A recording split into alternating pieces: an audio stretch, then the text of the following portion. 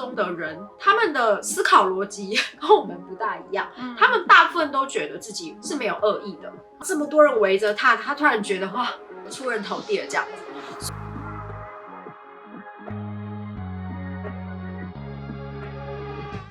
欢迎来到嗨对，我是台湾妞，我是醒啊。今天又到了社会议题单元，然后今天想要跟大家分享的呢是新塘站杀人事件。这个案子呢是2个月以前，2022年9月份的时候才发生的案子，很新欸，很新，然后闹得也蛮大的。其实台湾的新闻有一点点的报道篇幅，那也有一些版友有在关心这件事情，所以会问我他相关的事情。可是通常我们不会做这么新的案子嘛，自己会想要做这个案子呢，是因为我最近有在看 Netflix 上面有个影集叫做《我是 Stalker》，我是跟踪者，里面就是在讲说已经在服刑的跟踪者他的立场，然后跟被害者他的经历的立场两边的 interview 这样子的一个纪录片。整个纪录片看完以后，你会发现跟踪的人他们的思考逻辑跟我们不大一样，他们大部分都觉得自己是没有恶意的。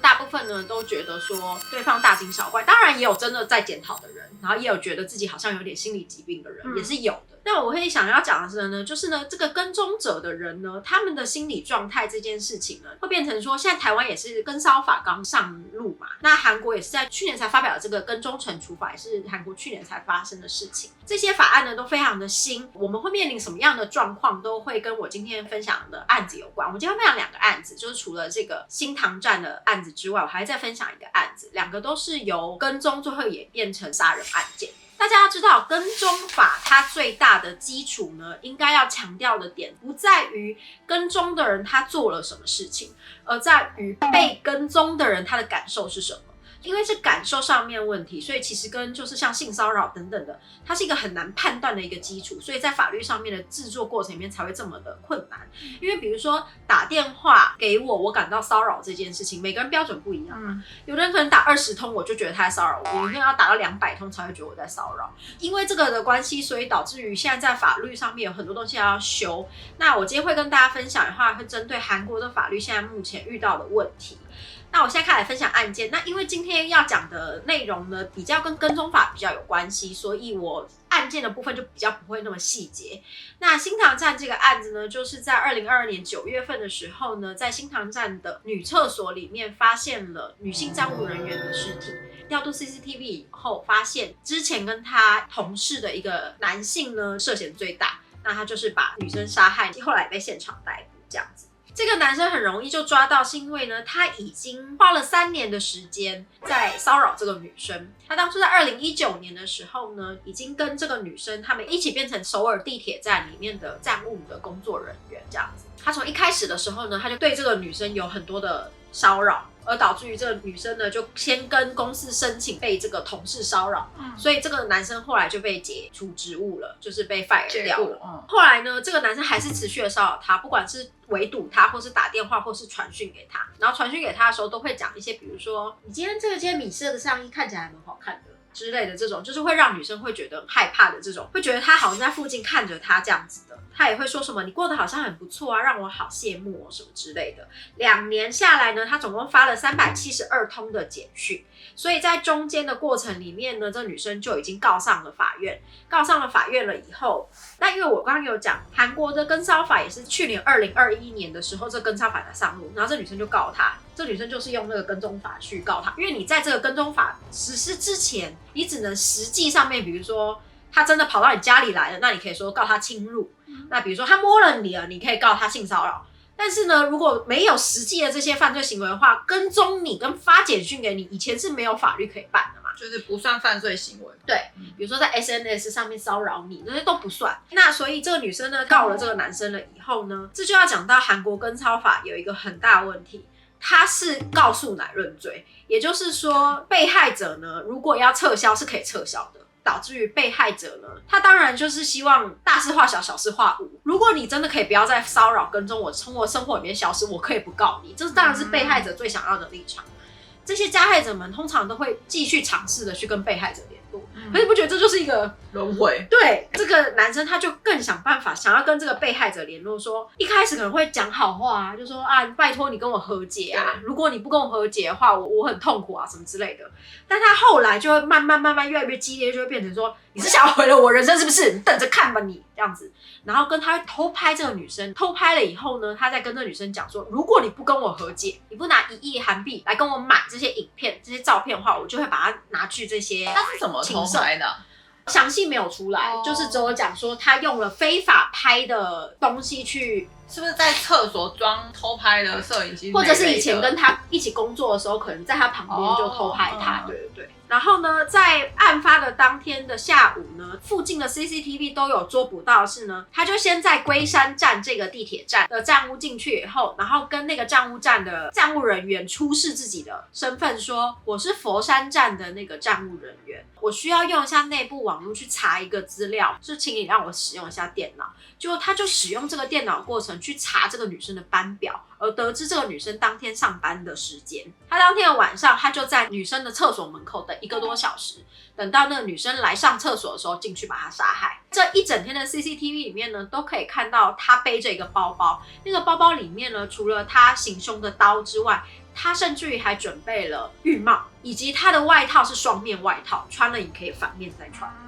所以都可以看得出来，他就是有预先打算行凶。而且我记得这个 part 后面被骂很惨，是因为他已经被解除职务了，可是公司的系统还没有把他的名字删掉，所以他还可以登录。所以不然照理来说，他应该是不能登录才对。对，关于这件事情呢，都有质问，因为公家机关就有质问说，让他没有权限碰触这些东西才对。但是呢，我觉得这也算是借口啦。他们的意思就是讲说，法院审判出来之前，他是无罪的。可是我觉得这是借口，法院审判出来是无罪的，可是在那之前，应该就是要有一个预防措施。对对，所以这也是跟骚法它需要补充的地方。预防措施可以做到什么样的地步，又不伤害人权等等的，对。以及还有一个问题。韩国的这个地铁站其实算公务员，对，所以大家就会讲说，其实他是有前科的，那个男生有前科，那他为什么可以报考公务员？那他的前科是什么呢？淫秽物流出，他以前有散布情色刊物的意思。那当时呢，他因为是罚金，他没有坐牢。在韩国的公务员的报考来说呢，要有坐牢这样前科才不可以报考。同时，你如果已经出狱超过5年以上，是可以报考公务员。是哦，对。这么宽？对，那这件事情就开始争吵的地方是这个男生呢，他后来在法院上面的态度被人家说不是很好，原因是因为他一切都推给说他自己是因为喝酒了以后一时酒精的作用之下而犯下的错。但是就像我们刚刚前面讲，他准备了浴帽，准备了双面外套，然后他又外面晃了一整天，而且他早上的时候才针对那个女生告他的事情提出了反省文给法院，隔天他的审判就要下来咯。他今天晚上行凶。所以犯罪心理学家说，他希望法院绝对不要采纳有关于他说因为酒精他神志不清，因为他就是预谋犯案，而且他是在一个很冷静的状况下犯案，就是不要相信他这样子。对，然后这件案子闹很大的原因是因为呢，跟踪惩戒法呢是在去年的10月21号上路的。大家就要问说，这个法律既然已经上路了，那为什么还会有一个女生在被骚扰的状况之下，最后甚至于被杀害呢？所以市民之间就有发起了她是国家杀了的这样子的一个活动，很多人会去这个新塘站的女生厕所置花给她这样，所以才会变成说有很多人就是会觉得说，如果这个法律是正常运作的话，如果国家有尽到保护这个女生的责任的话，她就不会死。这时候韩国去年上路的这个 stalking 的防治法呢，又被拿出来讨论。韩国的这个跟踪防治法是从1999年开始说要立法，22年了，才实际的上路。前面我已经提到，他目前最有争议的问题就是他是告诉乃论罪这件事情，被害者可以逼着他最后撤销这个告诉。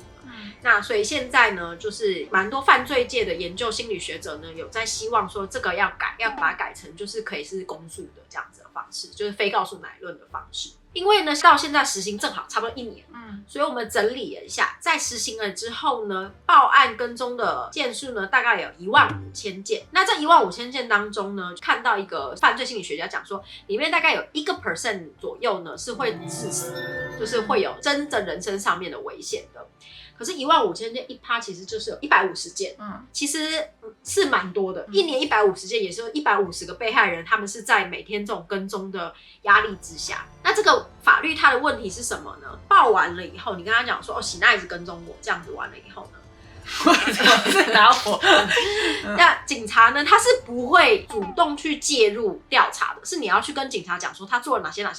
事情，然后我感觉到我人生很不安全，我被威胁了这样子。警察他们才会去做一些处理，但是并不会有公权力真的去查说，因为它不是一个案件，它是一个比较预防性的一个法律，预防更悲惨的事情发生，所以你要起诉这个人。对。可是呢，这预防性的法律，第一个没有办法罚到太重，第二个是你要处理的这些东西，公权力可以干涉到哪个范围，就是很难界定的。所以被害者自己就是要收集好这些证据去告诉，会比较好成立。再来呢，就是呢，现在法律还有一个缺失呢，就是有关于网络面的。网络面的骚扰，目前在法律里面还没有比较明确的。所谓网络，就是比如说IG 账号，每一个 IG 账号都可以留言说喜娜你好正哦，喜娜你好性感哦，喜娜这样子的骚扰，应该也要把它放到法律里面。可是这个规定可能不好规定，所以现在还没有列入这个品项里面这样子。如果说比如说我报了警，喜娜一直骚扰我，报了警的话，目前为止都是实际面的，比如说电话。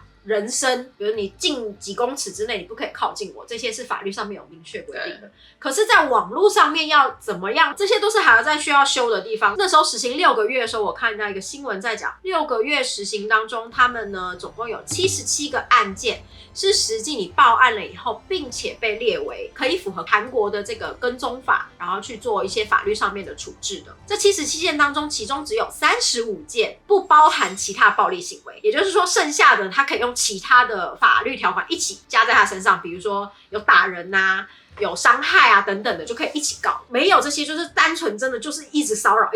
的，其中是35件。但是这35件当中呢，有13名是缓刑，也就是他被判刑了，可是给他缓刑。你知道缓刑就是比如说初犯啊，或者是觉得他没有再犯意图，这些给他缓刑。可是你们知道缓刑对于被害者心理压力会有多大吗？就等于说他被判刑了，可是他人在外面走来走去，然后法律可能会给他一些制约，比如说不可以靠近被害者100公尺内啊等等。可是那就是一张纸啊。然后呢，有8名是被罚了罚金，这些罚金平均下来是大概230万韩币，就大概7、8万的罚金。然后呢，有14名呢是撤销告诉，所以你可以看到他的法律效率极低。对啊。然后以及到底你去报了警以后，警察可以干嘛呢？第一，警察可以先出面警告他。你不能这样哦，你这样犯法哦，这是第一阶段可以做的。不错，先下来吧。第二，法律可以强制，我觉得美国案件都很常看到，就是那种禁制令，你不可以靠近100公尺以内去联络这个被害者。但是我们也看到非常多案例，就说那个完全没有帮助。对啊，对，因为他真的出现在你面前的时候，旁边是不会有警察的啊。然后再来就是，如果他再严重的话，警察可以强制拘留他。这就是韩国他现在跟踪法的这个实行状况，这是去年10月实行的。在这个之前呢，已经有非常多的受害者，所以就来跟大家分享一下。所以以上呢，就是韩国现在他们的跟踪法有比较大的问题，而且跟踪法就像我刚刚讲，它是一个预防性的法令嘛，对不对？所以呢，法律上面真的罚的不是很严重，最高3年有期徒刑，或是3000万以下的韩币的罚金。好弱哦。如果你有凶器，在整个过程里面被发现你有使用凶器，会再加重处罚。可是其实关3年又缓刑，又或者是关3年中间就是又出来的话，还是很可怕啊。对啊，而且其实你知道，1年时间真的过很快。真的。对，跟踪法这是去年2021年10月份上路的，在这之前，韩国有发生过什么样很大型的跟踪案件呢？又到了我们的 Surfshark 干爹时间。其实超多人都知道 Surfshark VPN 的，每次我只要讲到 VPN 的事情，大家就会说 Surfshark 没有找他的代码，有，我们有签长期约。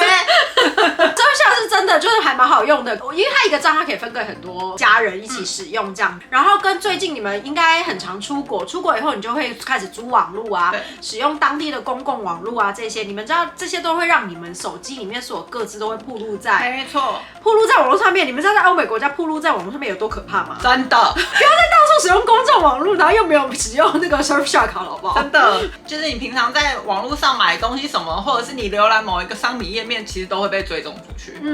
就是我之前回台湾，我爸超常问我说啊，我昨天在看那个球剧后，他今天就一直跳出来呢。我看 Facebook 他也跳出来啊，我看虾皮他也一直跳广告出来，是为什么？就是因为你被追踪了，消费记录、浏览记录都会被追踪。大家知道 Surfshark VPN 这种，它可以就是跳国家区域这个，可是其实最重要的是自己个人隐私。你可能觉得你没有需要跳国家区域这种的，可是个人隐私你总要有保障自己的必要嘛。对，所以其实使用这个 VPN 服务，它就是保护你的个资，然后防止你的这些记录被泄露出去，然后可以匿名化你的网络连线，这是它最大的功效。对 ，Surfshark VPN 呢，它有30天订购无条件退款的政策，现在你只要购买时候输入 Higher Day 就还可以得到1.5折的折扣哦，而且订购2年会再加送3个月的方案哦。详细资讯请参考我们的影片资讯栏。那我们继续回到怪谈喽。我有看到一个讨论度最高的，我自己也觉得最夸张的，叫做3母女杀害案。这个男生呢，跟被害的女生呢，是在网络上面打电动认识的。后来一起玩电动的人就有出来表示说，在玩电动就有发现这男生有一些对这个女生很执着的地方，比如说会一起结队出去打电动，可是这个男生就只会等到这个女生在的时候，他才会出现。他上线发现这个女生不在，他就会问其他人说：“哎，那女生呢？”他说：“她没上线啊。”那男生就说：“那她上线再叫我就会走了。”大家有发现这件事情，但不管怎么样，他们呢这个小团体，他们后来还是有实际上面见面的聚会。然后当天的聚会是4个人一起吃饭，2男2女。其中的这个 A 女呢，她就是被害者。A 女她就发现呢，另外的男生在跟自己讲话，比如说烤肉啊，夹一块肉给对方的时候，她发现这个加害者他的情绪非常的高昂，非常的生气这样子，所以她就觉得这个男的实在太怪了。所以在这个聚会结束完了以后呢，他就封锁了这个男生所有的联络方式，包含 KakaoTalk 也包含游戏账号。结果这个男生呢，他就开始用不认识的电话疯狂的打电话给他，传讯给他，要求他解除他的这个封锁。但这个女生都没有理会他。这个男生呢，不知道用什么样的方法，后来就查出来这个女生的地址。就居家的地址。这个女生呢，她家里面的组成呢是妈妈，然后跟一个妹妹，就是3个人一起住这样子，姐妹妈妈这样。然后这个男生有一天他就佯装这快递人员到他们家，当时只有妹妹一个人在家，然后他就按门铃要求妹妹开门，然后妹妹出去开门了以后呢，就立即被用刀刺死了。然后这男生就继续待他们家，好，然后到他妈妈回来，然后再把妈妈给杀了，然后再继续待他们家。等到晚上女生终于加班回家了以后，再把女生也给杀了。他有事吗？而且他3个人杀害方式，他都是狂刺脖子，好可怕哦！就是犯罪学者讲说，通常这种杀害嘛，都是戳肺啊，或是肚子。我们其实之前做过很多案子，有的就是狂暴，然后过度杀戮，就是比如说你刺10刀就死了，他可能刺40几刀，那种就过度杀戮。可是这个男生的状况，我那时候看到这案子的时候，本来不是我主要要做的案子，所以我没有挖得那么细。可是我很少看到一个案子会看得很不舒服，犯案时间太长了。你知道我们有说的杀红眼，可是我觉得他的杀红眼，他感觉很理智。对，他不是杀红眼，他是等于是杀了一个人了以后，中间有这么长的待机时间，可是他还是全部都刺脖子，他是很理智的在杀人、狂暴的杀人的状况，所以这个案子让我看得蛮不舒服的。然后呢，跟接下来我就有准备一个画面，是他后来逮捕归案了以后，接受记者一个访问的 interview， 这个造成了举世哗然。 일단 제가 이제 기자님들 질문 일일이 다 답변 이제 못 드릴 것 같은데 일단 이 부분에서는 정말 양해를 구하고 싶습니다. 죄송합니다. 유가족분들에게 하고 싶은 거 없습니까? 네, 지금 하겠습니다. 잠깐만 좀 놔주시겠어요? 팔 좀 놔주시겠어요? 네. 일단.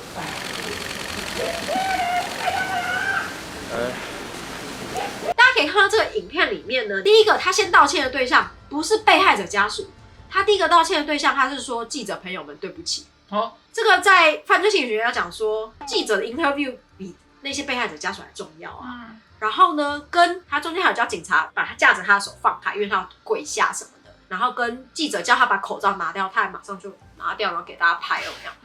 犯罪心理学家都讲说，这些行为呢，就是他觉得他自己做了一件大事。他本来可能是极度自卑，对于自己非常没有肯定的状态，你知道有那种极度自卑而很容易发怒的人，他本来应该是那种人。但他做了这件事情以后，发现整个社会开始重视他，然后 interview， 然后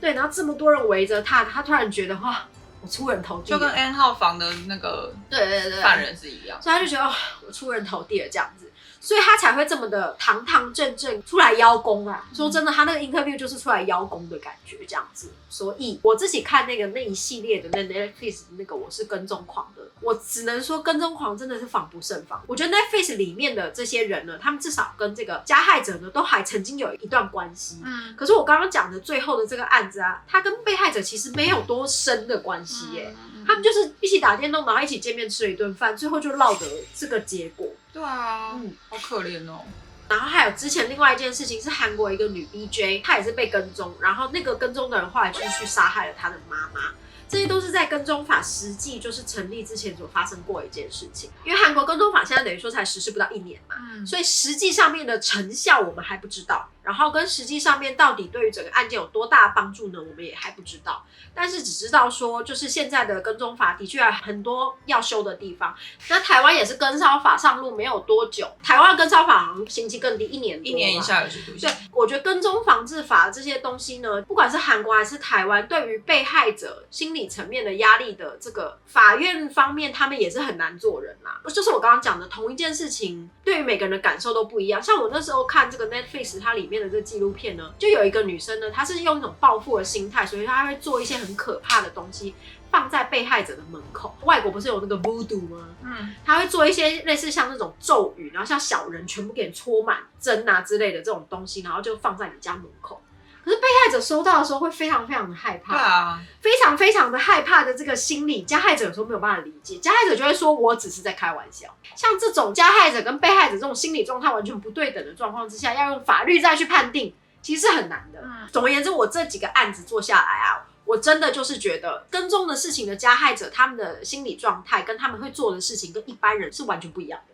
所以我们不能用我们一般人的心理状态去判断说这个人对我有没有伤害。如果遇到这种人的话，你真的只能提高最高的警觉性，而且你一定要告诉周围的亲朋好友，周围的亲朋好友才可以一起帮你防堵这个人。我觉得这点还蛮重要的。对，有关于新唐杀人案这个案子啊，其实有蛮多版友有跟我反映说这是一个男女不对等，然后说对，觉得就是一个丑女吗？对，丑女的案件。我看到，可是我看了几个犯罪学家，他们是有讲说，在女权发展运动的部分的话呢，的确就是女生跟小孩都算是弱势的这一方的这个刻板印象呢，是整个社会一起把女生营造成一个弱势。可是呢，以新唐站这个案子来说呢，这个被害者他有可能是男生，也有可能是女生，就跟跟踪防治法一样，被害者其实很多是男生。对，就是很多男生他也是会被女生跟踪骚扰的。我看到的那个犯罪心理学家，他是推动韩国这个跟踪骚扰法的主要人物其中一个人。他有说，他觉得以这个案子来说，没有必要去切这个性别的角度。他觉得被骚扰、被跟踪这件事情呢，以他目前接触跟他听起来来说，他觉得男生也不在少数这样子。这个犯罪心理学家他之前有别的案子，他就会很明确讲说啊，这就是女性歧视这样。可是我觉得这个案子他也蛮明确讲说，他觉得不需要往这个性别方向去归这样子。因为很多版友来问我告诉你啊，就是女生那个低下才会发生这案子。很多中文的资讯流出来的，确实就是有讲的，算是捕风捉影嘛，会把它往那个方向偏，什么丑女的言论啊等等的。可是我觉得这个案子最主要的是跟踪防治这个法律，它大概可以实行到多少的地步去保护被害人，这件事情其实比较重要。对啊，女生跟踪起来疯起来也是蛮可怕的。以上就是这次为大家所准备的新唐杀人案喽。如果你喜欢我们的分享的话，记得订阅我们的频道，还有小铃铛。我是团妞，我是娜，拜拜。要流鼻水了，你帮我把它掉下来。就讲一讲，然后鼻涕流出来。坐一下，好，坐一下。